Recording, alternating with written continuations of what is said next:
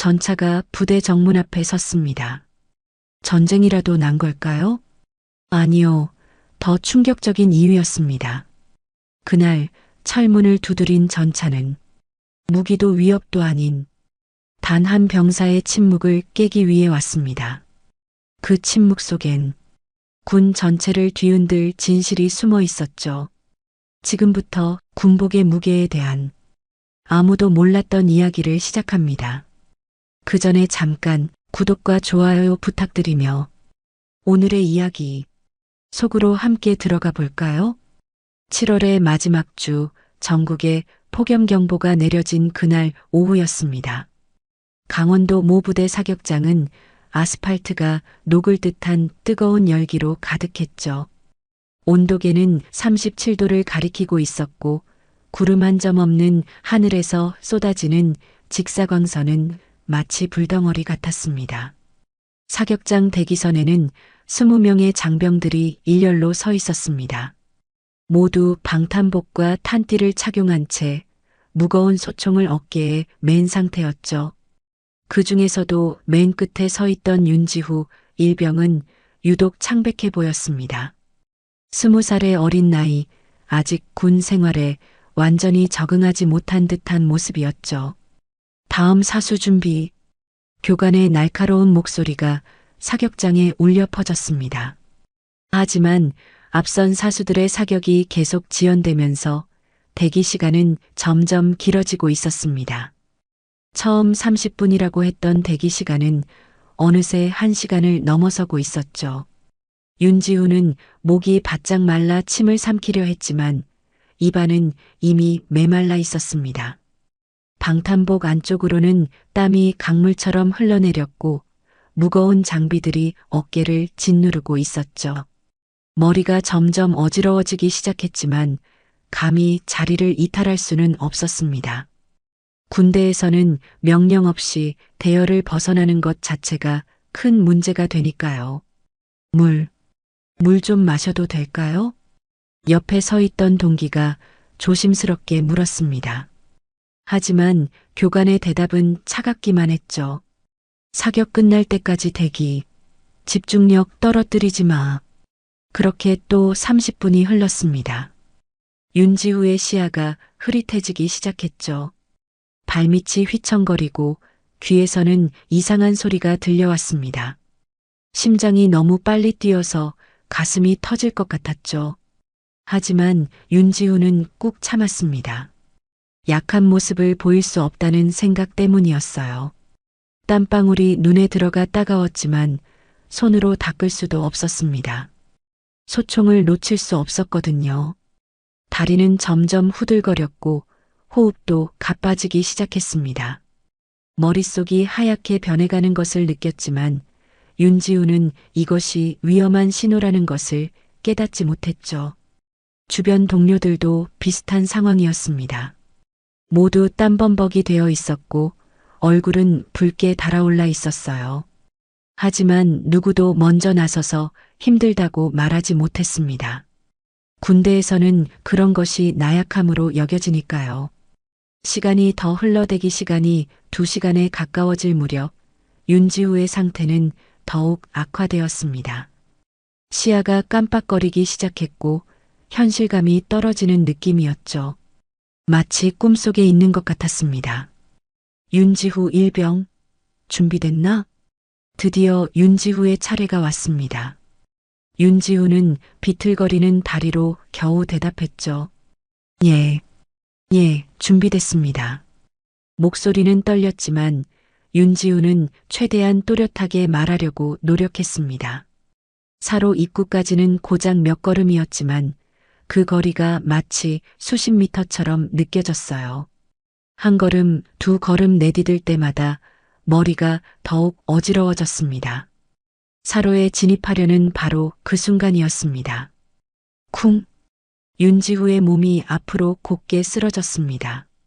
마치 나무가 베어지듯 일직선으로 넘어진 거죠. 소총이 땅에 떨어지는 금소금과 함께 사격장이 순식간에 술렁거리기 시작했습니다. 의무병 어디 있어? 교관이 다급하게 소리쳤습니다. 의무병들이 허겁지겁 달려와서 윤지우를 확인했죠. 윤지우의 얼굴은 새하얗게 질려 있었고 의식을 완전히 잃은 상태였습니다. 체온은 40도를 넘나들고 있었고 맥박은 분당 120회를 초과하고 있었어요. 전형적인 열사병 증상이었습니다. 의무병이 급히 보고했습니다. 중대장님, 이 병사 상태가 심각합니다. 열사병 증상으로 보이는데 즉시 민간병원으로 이송해야 합니다. 하지만 중대장의 반응은 전혀 달랐습니다. 뭔 소리야? 이건 그냥 긴장해서 쓰러진 거야. 요즘 애들이 얼마나 나약한데. 의무실로 옮기고 보고는 단순 실신으로 처리해. 하지만 중대장님, 체온이 40도가 넘고 내가 판단한다고.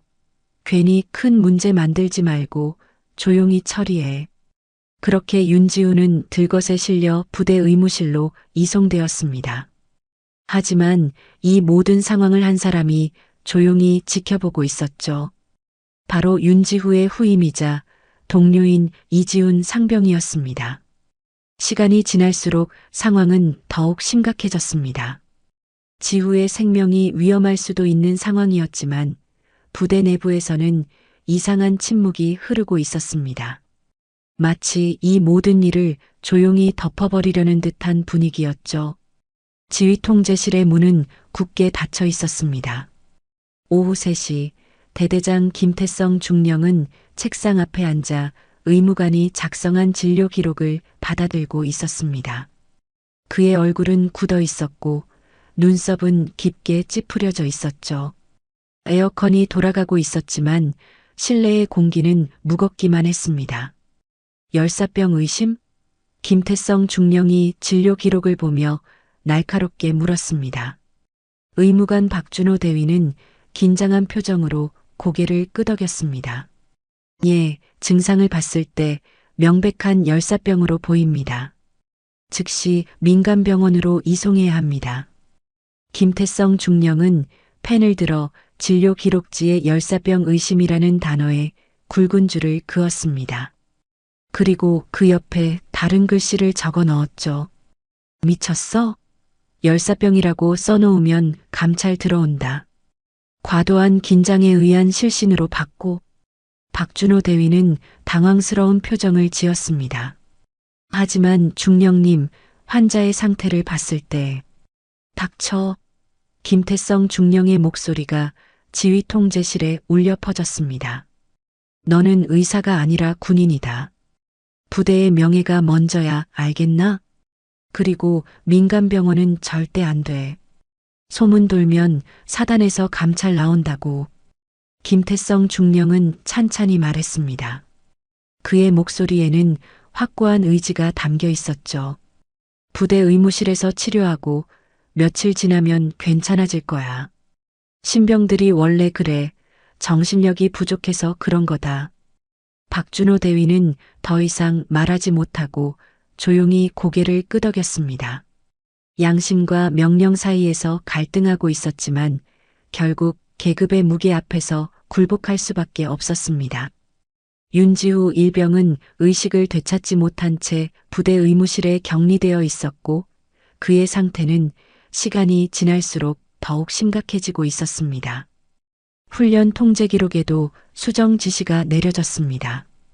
훈련 통제관 이상훈 중위가 지휘 통제실로 불려왔습니다. 중위, 오늘 훈련 기록 다시 정리해. 김태성 중령이 차갑게 말했습니다. 대기 시간이 2시간이라고? 그건 너무 길어. 40분으로 써. 하지만 실제로는 이상훈 중위가 말하려 했지만 김태성 중령의 시선이 차갑게 그를 제압했습니다. 실제가 뭐가 중요해? 보고서가 중요한 거지.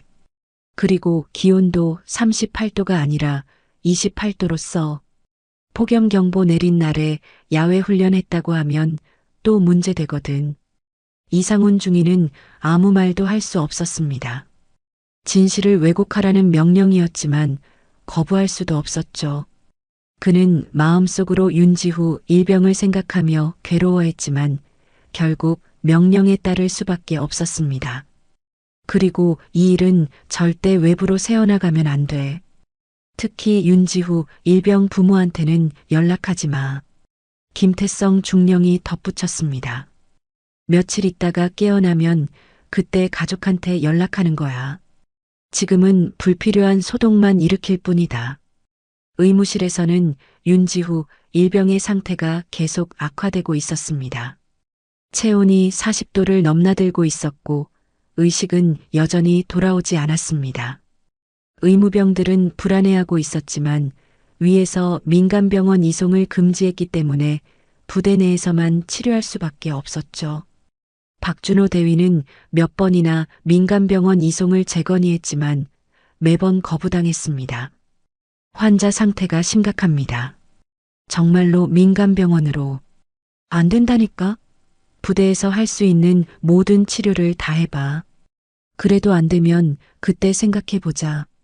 누군가는 이 상황이 그냥 조용히 묻히기를 바라고 있었습니다. 폭염 속에서 무리한 훈련을 강행한 것, 적절한 안전조치를 취하지 않은 것, 그리고 사고 발생 후의 은폐 시도까지 모든 것이 조용히 덮어지기를 원했죠. 하지만 그들이 눈치채지 못한 작은 로그 하나가 있었습니다. 부대의 모든 훈련 기록과 의무 기록은 자동으로 국방부 통합 데이터베이스에 전송되도록 되어 있었거든요. 아무리 보고서를 수정하고 은폐하려 해도 초기 입력된 데이터는 이미 시스템에 저장되어 있었습니다. 국방부 작전참모부의 정보 감시망은 24시간 가동되고 있었고 각 부대에서 발생하는 모든 이상 징후를 실시간으로 모니터링하고 있었습니다. 윤지후 일병의 사고와 관련된 초기 데이터가 시스템에 감지되고 있었고 곧 관련 부서로 경보가 전달될 예정이었죠. 시간이 지날수록 은폐의 벽은 높아져 갔지만 진실은 이미 다른 경로를 통해 빠져나가고 있었습니다.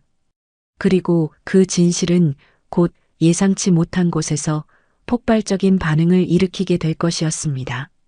서울 용산구 국방부 청사 지하 3층 작전참모부 상황실의 모니터들이 24시간 깜빡이고 있었습니다. 대부분의 직원들이 퇴근한 상황에서도 각 부대의 실시간 데이터는 계속해서 중앙 서버로 전송되고 있었죠. 그리고 그 데이터 중 하나가 자동 경보 시스템을 작동시켰습니다. 윤영섭 중장은 자택에서 보안 회선으로 도착한 내부 경보 보고서를 확인하고 있었습니다. 53세의 그는 30년 군 생활을 통해 수많은 보고서를 봐왔지만 이번에는 뭔가 달랐습니다. 강원도 모 부대에서 발생한 훈련 중 사고, 의식불명 상태의 병사, 그리고 민간병원 이송 거부까지. 보고서를 읽어 내려가던 윤영섭의 눈이 갑자기 멈췄습니다. 보고서 하단에서 익숙한 이름을 발견한 것이었죠. 윤지후 일병 훈련 중 실신, 현재 의식불명. 민간병원 이송 불허. 열사병 의심 기록 미기재. 순간 윤영섭의 손이 떨렸습니다. 윤지후, 그것은 다름 아닌 자신의 아들 이름이었습니다. 20세의 어린 아들이 군에 입대한 지 이제 겨우 6개월. 건강하고 성실한 아이였는데 지금 의식불명 상태로 누워 있다는 것이었죠. 이게 무슨... 윤영섭은 보고서를 다시 한번 자세히 읽어봤습니다. 초기 데이터와 수정된 보고서 사이의 차이점들이 명확하게 드러나 있었습니다. 실제 대기시간 2시간이 40분으로 축소되었고 기온 38도가 28도로 조작되었으며 열사병 진단이 긴장성 실신으로 바뀌어 있었습니다. 윤영섭은 지휘관이었지만 지금 이 순간만큼은 무엇보다 아버지였습니다. 30년간 군인으로 살아오면서 늘 군의 명예와 규율을 최우선으로 생각했던 그였지만 자신의 아들이 위험에 처한 상황에서는 그 모든 것들이 무의미하게 느껴졌습니다. 그는 즉시 차를 몰고 경기도 외곽에 있는 어머니 강말순 여사의 집으로 향했습니다. 새벽 3시에 고속도로는 텅 비어 있었고 윤영섭의 마음은 조급함으로 가득했습니다. 평소라면 1시간 거리를 40분 만에 달려갔죠. 강말순 여사의 집 앞에 도착한 윤영섭은 서둘러 차에서 내렸습니다. 76세의 어머니는 이미 깨어 있었습니다. 마치 무슨 일이 일어날 것을 예감했다는 듯이 말이죠. 형섭아, 무슨 일이야? 강말순 여사가 아들의 급박한 표정을 보며 물었습니다. 엄마, 지우가 훈련 중에 쓰러졌어요. 의식불명 상태인데. 윤영섭의 목소리가 떨렸습니다. 근데 이걸 묻으려고 해요. 민간병원도 안 보내고 보고서도 조작하고. 제가 중장이지만 이건 제 권한으로는 어쩔 수 없는 일이에요. 강말순 여사는 조용히 윤영섭의 말을 들었습니다. 6.25 참전 여군 장교, 예비역 대령. 젊은 시절 전쟁터에서 수많은 생사의 갈림길을 경험했던 그녀였습니다.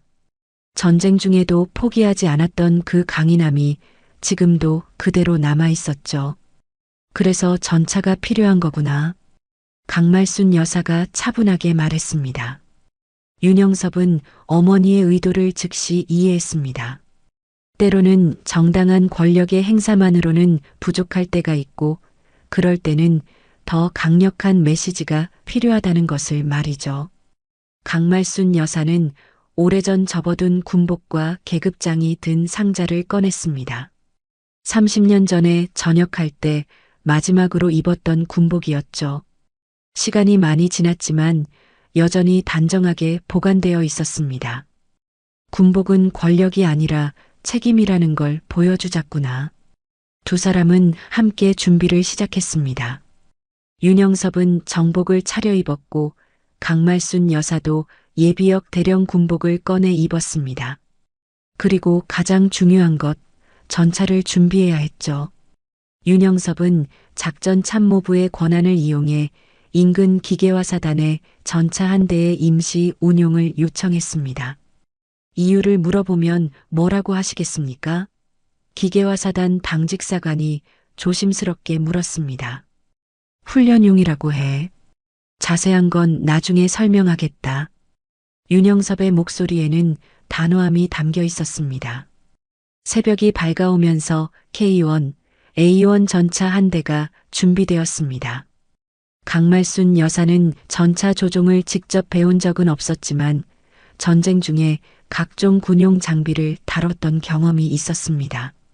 그리고 무엇보다 손자를 구하겠다는 의지가 불타고 있었죠. 오전 9시 강원도 모사단 예하부대의 정문 앞이 술렁이기 시작했습니다. 평소라면 조용한 아침 시간이었지만 오늘은 달랐습니다. 멀리서부터 들려오는 특이한 엔진 소리에 초병들이 경계 태세를 취했죠.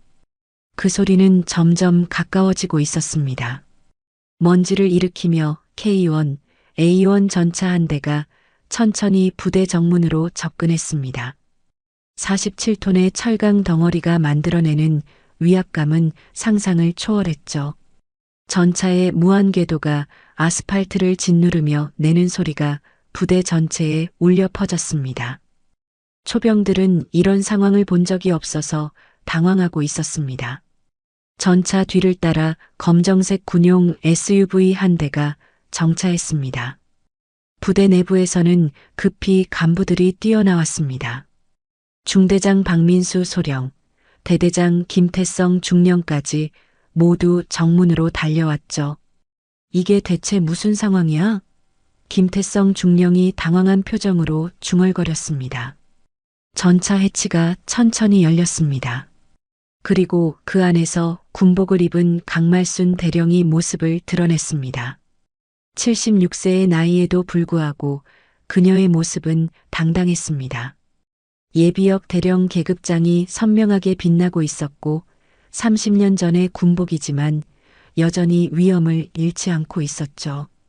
SUV의 문이 열리자 정복 차림의 윤영섭 중장이 내렸습니다.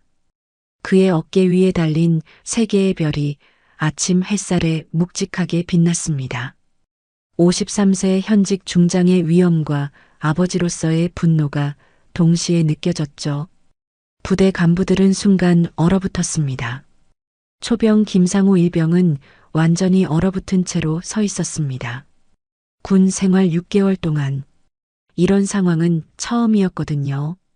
전차를 타고 온 예비역 대령과 현직 중장이라니 이런 일이 실제로 가능한 것인지도 의문이었습니다. 하지만 현실이었죠. 윤영섭 중장은 조용히 신분증을 꺼내 초병에게 건넸습니다. 윤지후 일병의 아버지이자 국방부 작전참모부 소속 현직 중장입니다. 그의 목소리는 차분했지만 강력한 위력을 담고 있었습니다. 보고는 없었고 민간병원도 거부됐다더군요. 그래서 우리가 직접 왔습니다. 김태성 중령을 비롯한 지휘관들의 얼굴이 하얗게 질렸습니다. 어제까지만 해도 완벽하게 은폐했다고 생각했던 일이 이렇게 들통이 날 줄은 꿈에도 몰랐거든요. 더욱이 환자의 아버지가 현직 중장이라는 사실은 상상도 못했던 일이었습니다. 중장님, 김태성 중령이 떨리는 목소리로 말했습니다. 이게 무슨 일인지 모르겠다고? 윤영섭 중장의 목소리에 차가운 분노가 섞여 있었습니다. 내 아들이 의식불명 상태로 누워 있는데 보고도 없었고 가족에게 연락도 없었습니다. 강말순 여사도 전차에서 완전히 내려 윤영섭 중장 옆에 섰습니다. 예비역 대령의 위엄이 여전히 살아있었죠. 젊은 시절 전쟁터에서도 이런 식으로 부하를 버리지는 않았는데 그녀의 목소리는 조용했지만 날카로웠습니다. 부대 내부에서는 병사들이 몰려와 구경하고 있었습니다. 전차를 타고 온 할머니와 중장님이라는 소문이 삽시간에 퍼졌거든요. 평생 한번 보기 힘든 광경이었죠. 누군가는 휴대폰으로 사진을 찍으려다가 간부에게 제지당하기도 했습니다. 지금 즉시 윤지후 일병을 만나겠습니다. 윤영섭 중장이 단호하게 말했습니다. 그리고 사고 경위와 현재까지의 조치 사항에 대한 모든 자료를 준비하세요. 30분 안에 말입니다. 그의 명령에는 거부할 수 없는 힘이 있었습니다. 김태성 중령은 더 이상 버틸 수 없었습니다. 예, 알겠습니다. 즉시 준비하겠습니다. 그는 다급하게 부관에게 지시를 내렸습니다. 모든 관련 자료를 수집하고 의무실로 안내할 준비를 하라고 말이죠. 정문은 조용히 열렸습니다. 전차와 SUV는 정식 통과 절차 없이 기지 안으로 들어섰습니다. 아무도 감히 막을 수 없었거든요. 현직 중장과 예비역 대령이 함께 온 상황에서 누가 감히 제지할 수 있겠습니까? 부대 내부로 들어온 전차는 천천히 의무실 방향으로 이동했습니다. 병사들은 모두 길가에 서서 경례를 했고 간부들은 긴장한 표정으로 뒤따랐습니다. 평화로웠던 부대가 순식간에 비상 상황으로 바뀌었죠. 강말순 여사는 전차에서 내리면서 주변을 둘러봤습니다. 30년 전 자신이 복무했던 부대와 비슷한 모습이었지만 뭔가 달랐습니다. 그때보다 시설은 좋아졌지만 정신은 오히려 후퇴한 것 같았거든요. 요즘 군대는 참 이상하구나. 그녀가 작은 목소리로 중얼거렸습니다. 윤영섭 중장과 강말순 여사의 등장은 부대 전체에 충격파를 일으켰습니다. 어제까지만 해도 완벽하게 은폐됐다고 생각했던 사건이 이렇게 대규모로 드러날 줄은 아무도 예상하지 못했거든요. 그리고 이것은 단지 시작에 불과했습니다. 의무실에 도착한 윤영섭 중장과 강말순 여사는 즉시 윤지후 일병의 상태를 확인했습니다. 침대에 누워있는 아들의 모습을 본 윤영섭은 주먹을 꽉 쥐었습니다. 20세 아들의 얼굴은 창백했고 이마에는 식은 땀이 맺혀 있었죠. 의식은 여전히 돌아오지 않은 상태였습니다. 체온이 39도를 계속 넘나들고 있습니다. 의무병 이지훈 상병이 조심스럽게 보고했습니다. 어제부터 계속 이 상태인데 민간병원 이송 지시가 없어서 그의 목소리는 떨리고 있었습니다. 환자를 제대로 치료하지 못하는 것에 대한 죄책감 때문이었죠. 강말순 여사는 손자의 이마에 손을 얹어봤습니다. 이 정도면 뇌손상까지 올 수 있는 상태구나.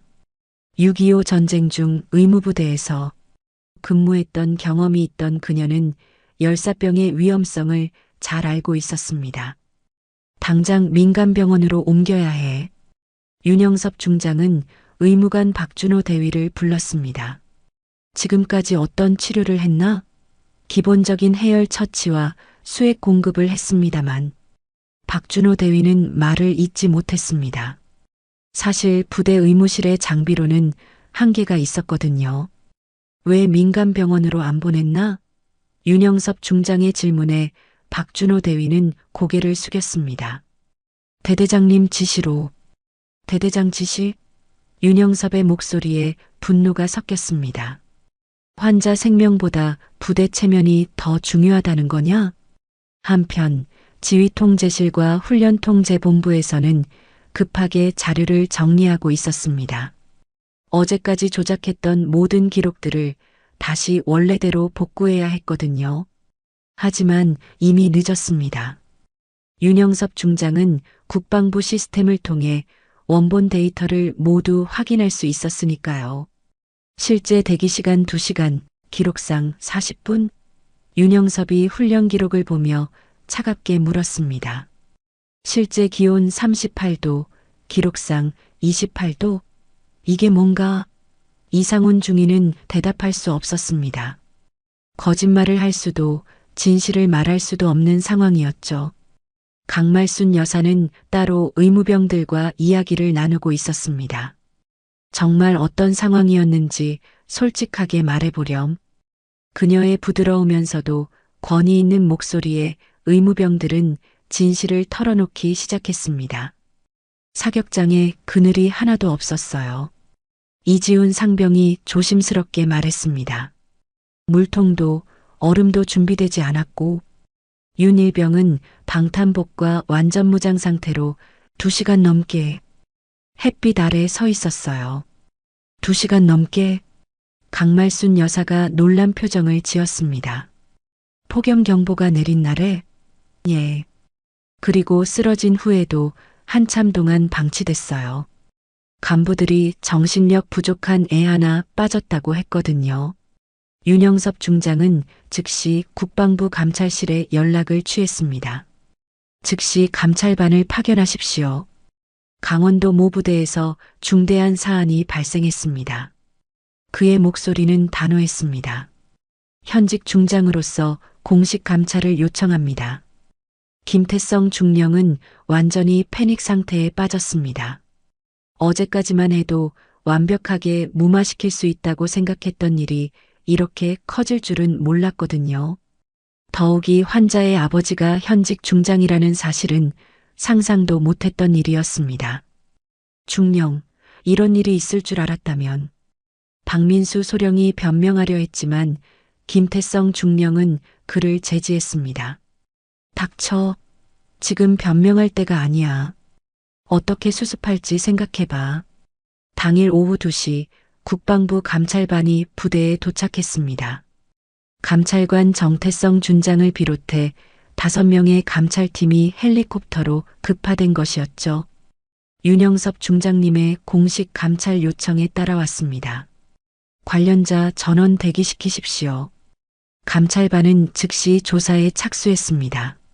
훈련 기록, 의무 기록, 당시 상황을 목격한 병사들의 증언까지 모든 것을 수집하기 시작했죠. 조작된 기록들과 원본 데이터 사이의 차이점들이 명확하게 드러나기 시작했습니다. 원본 시스템 로그를 보니 모든 조작 흔적이 남아있네요.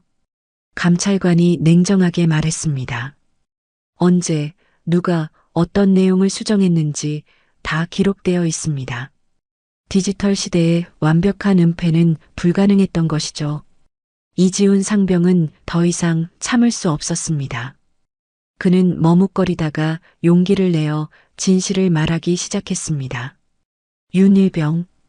그늘도 없이 무장 상태로 2시간 넘게 있었습니다. 얼음도 물도 없었고요. 그리고 간부는 뭐라고 했나? 감찰관이 물었습니다.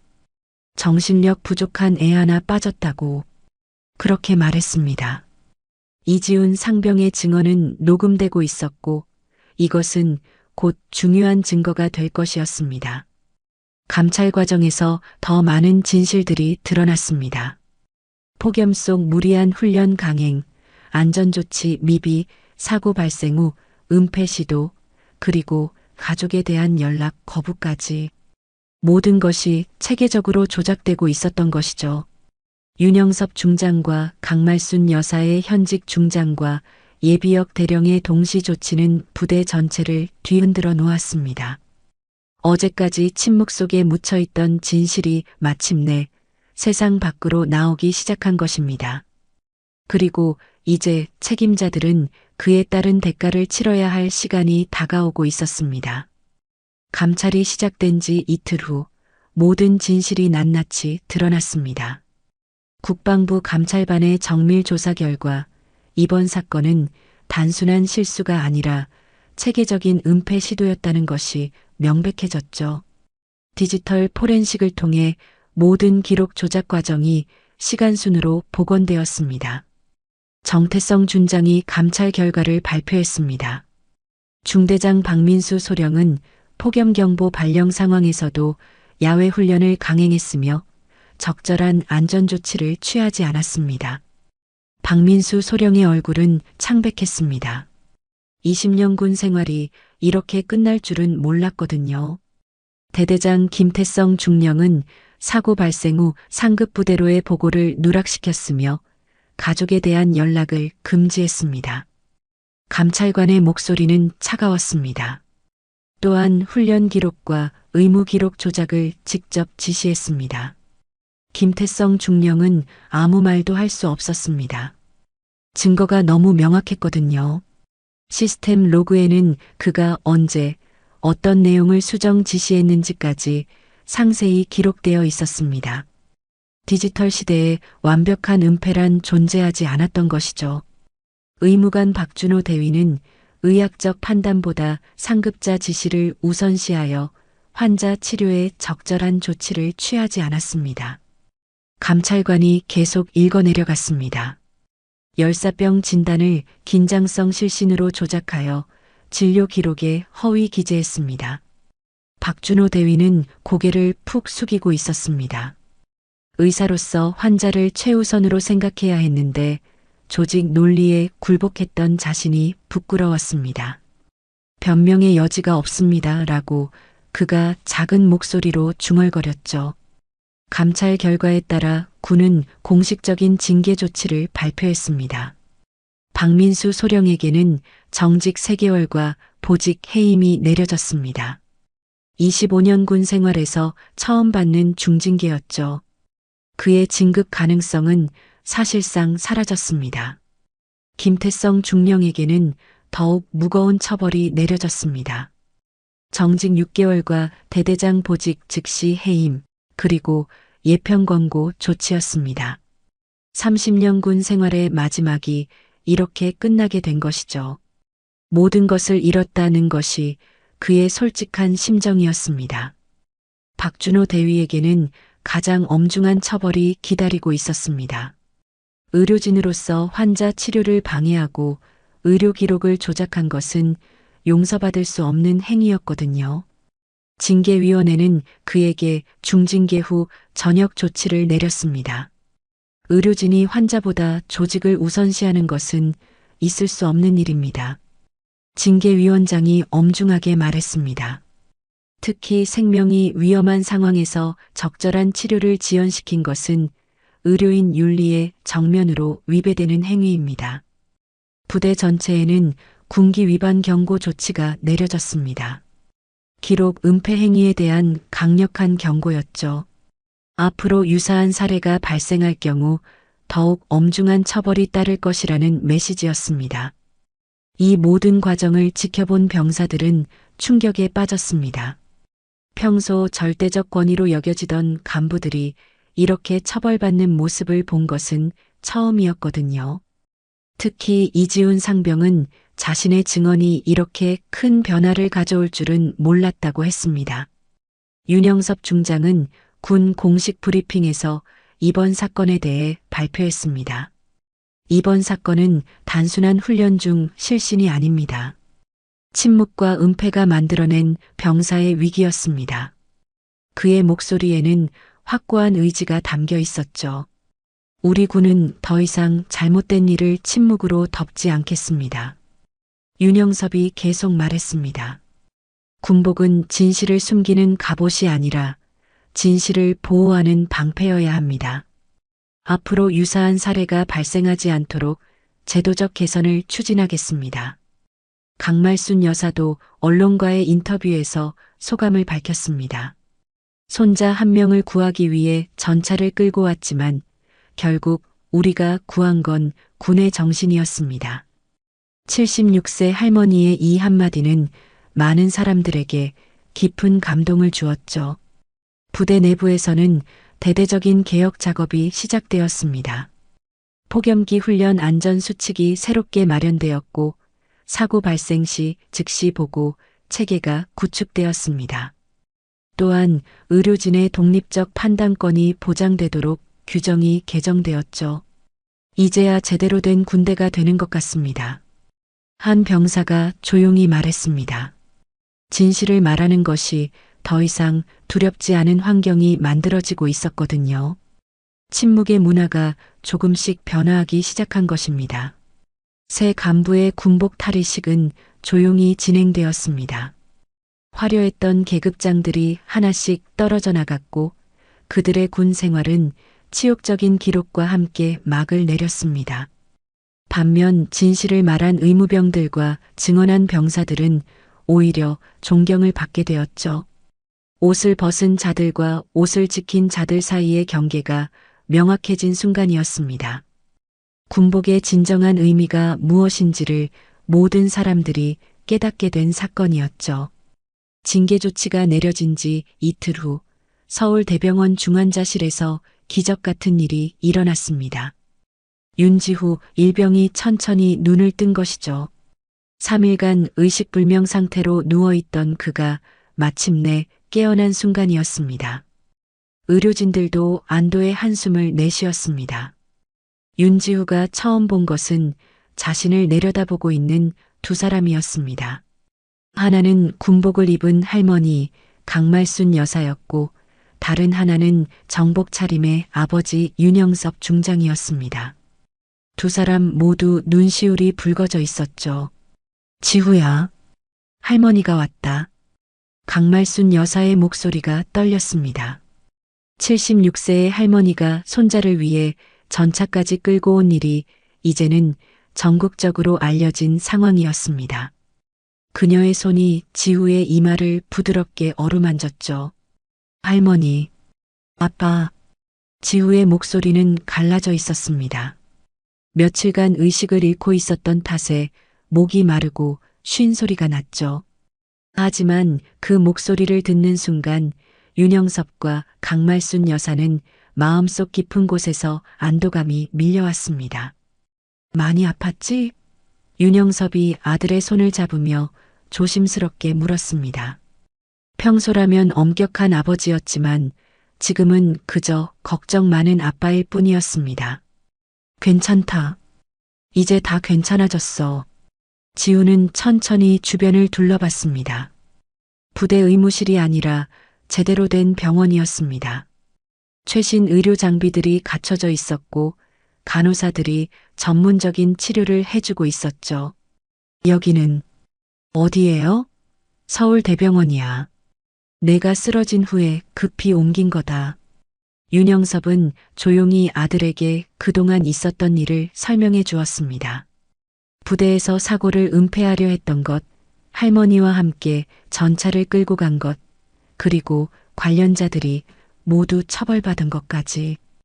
지우는 놀란 표정으로 이야기를 들었습니다. 아빠가 전차를 끌고 오셨다고요? 지우가 믿기지 않는다는 표정으로 물었습니다. 할머니가 직접 운전하셨어. 윤영섭이 웃으며 대답했습니다.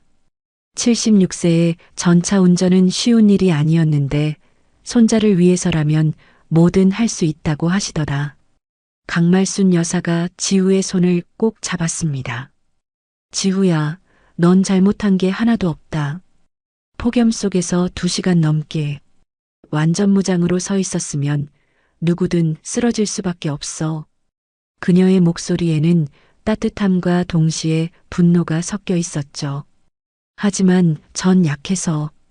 지우가 자책하려 하자 윤영섭이 단호하게 말을 끊었습니다. 지우야, 넌 나약하지 않았다. 잘못은 너한테 있지 않아. 잘못된 건 군복을 방패로 삼아 진실을 숨기려 한 사람들이다. 방패로? 지우가 의아한 표정을 지었습니다. 군복은 진실을 감추는 도구가 아니야. 진실을 지키고 보호하는 방패여야 하는 거다. 윤영섭의 말에 지우는 깊이 생각해보는 표정을 지었습니다.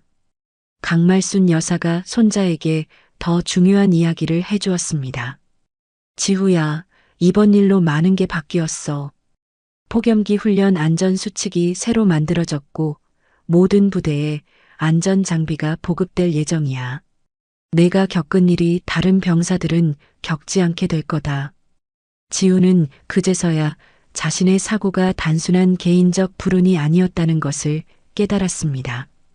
시스템의 문제였고 그 문제가 이제 개선되고 있다는 것을 알게 된 거죠. 그럼 제가 쓰러진 게 의미가 있었다는 건가요? 그래, 큰 의미가 있었어. 윤영섭이 확신에 찬 목소리로 대답했습니다. 내가 쓰러짐으로써 잘못된 시스템이 드러났고 그것이 바뀌게 됐어. 앞으로 같은 일을 겪을 병사들이 없어질 거야. 지우의 눈에서 눈물이 흘러내렸습니다. 하지만 그것은 슬픔의 눈물이 아니었습니다. 자신의 고통이 헛되지 않았다는 안도감, 그리고 뭔가 더 큰 일에 기여했다는 뿌듯함이 섞인 눈물이었죠. 저 다시 군복 입고 싶어요. 지우가 갑자기 말했습니다. 윤영섭과 강말순 여사는 놀란 표정을 지었습니다. 이런 일을 겪고도 다시 군복을 입겠다고? 나도 바꾸고 싶어요. 다른 병사들이 저 같은 일을 당하지 않도록. 정말이니? 강말순 여사가 물었습니다. 네, 정말이에요. 이번 일로 깨달았어요. 군복은 그냥 입는 옷이 아니라 책임감을 입는 거라는 걸. 지우의 목소리에는 확신이 담겨 있었습니다. 윤영섭은 아들의 다부진 모습을 보며 뿌듯함을 느꼈습니다. 이 모든 시련을 통해 지우가 진정한 군인 정신을 깨닫게 된 것 같았거든요. 좋다. 하지만 우선 완전히 회복부터 하자. 몸이 건강해야 꿈도 이룰 수 있으니까. 강말순 여사는 손자의 머리를 쓰다듬으며 말했습니다. 우리 지우가 진짜 군인이 되는구나. 계급장이 아니라 정신으로 말이야. 그녀의 목소리에는 자랑스러움이 가득했습니다. 병실 창문 밖으로는 저녁 노을이 지고 있었습니다. 길고 긴 악몽 같은 시간이 끝나고 새로운 시작을 알리는 듯한 아름다운 노을이었죠. 세 사람은 조용히 그 노을을 바라보며 앞으로의 다짐을 마음속으로 새겼습니다. 한 달 후 윤지우는 완전히 회복되어 부대로 복귀했습니다. 하지만 그가 돌아온 부대는 예전과 완전히 달라져 있었습니다. 모든 사격장에 그늘막이 설치되었고 폭염기 장비 대기시간 제한 제도가 신설되어 있었죠. 냉각 장비와 응급처치 키트도 곳곳에 비치되어 있었습니다. 윤지후 일병 복귀합니다. 지우가 당당하게 격려를 했습니다. 새로 부임한 대대장 이성민 중령이 그를 반갑게 맞아주었습니다. 잘 왔다. 이제 몸은 괜찮나? 예, 완전히 회복했습니다. 지우의 목소리에는 이전과 다른 확신이 담겨 있었습니다. 부대 분위기도 많이 바뀌어 있었습니다.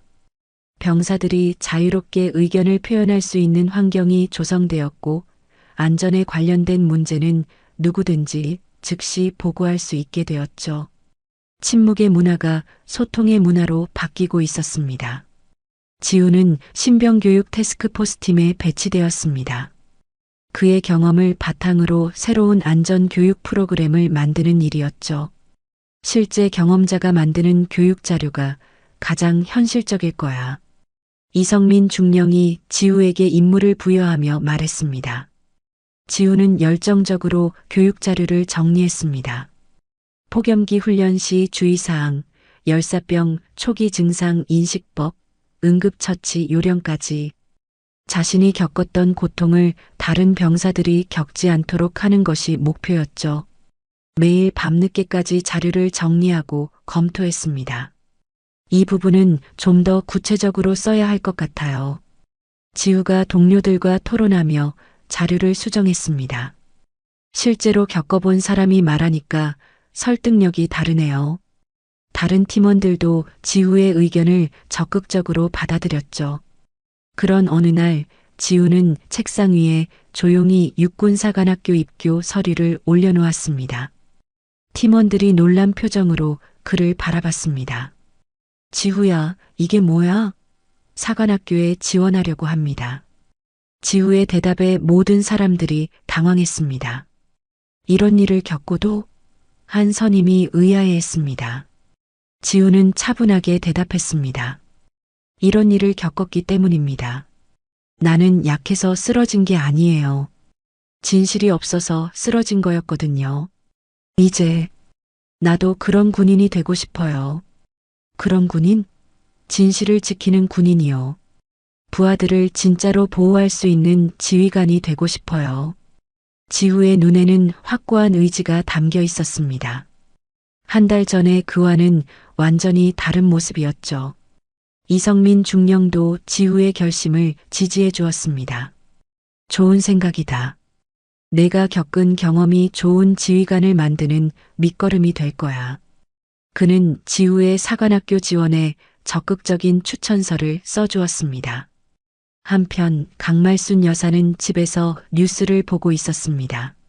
전국 각지에서 폭염기 안전사고가 현저히 줄어들었다는 보도였죠.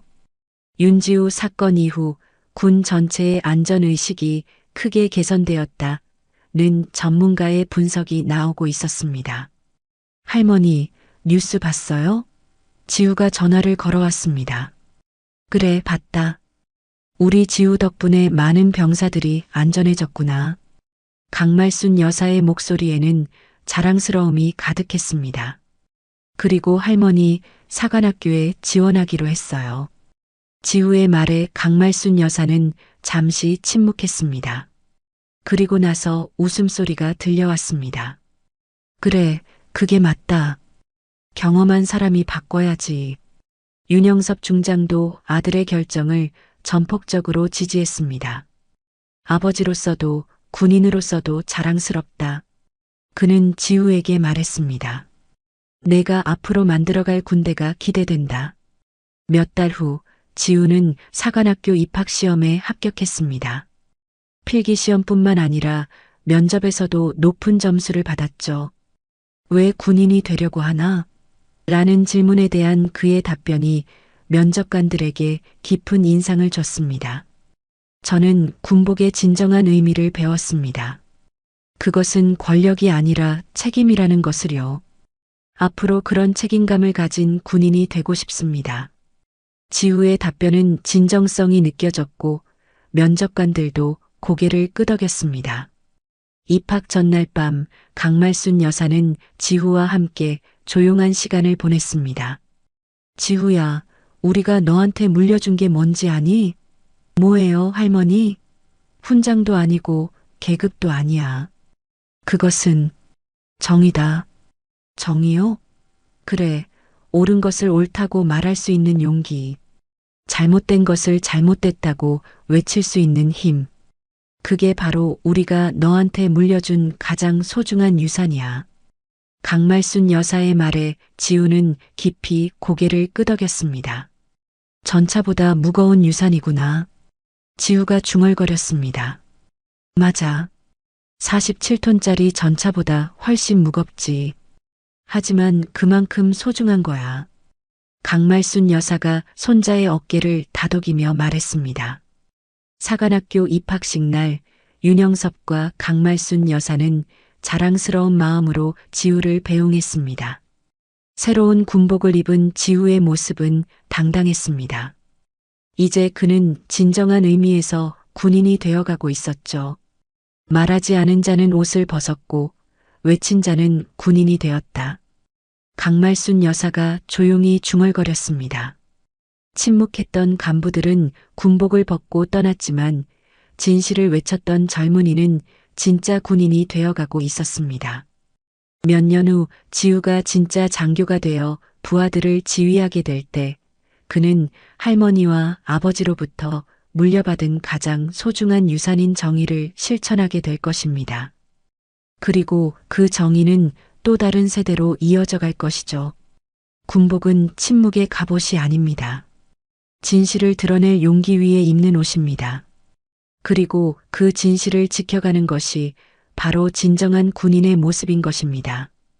윤지후의 이야기는 이제 새로운 시작이었습니다. 오늘 준비한 영상은 여기까지입니다. 이야기가 마음에 드셨다면 좋아요와 구독 부탁드립니다.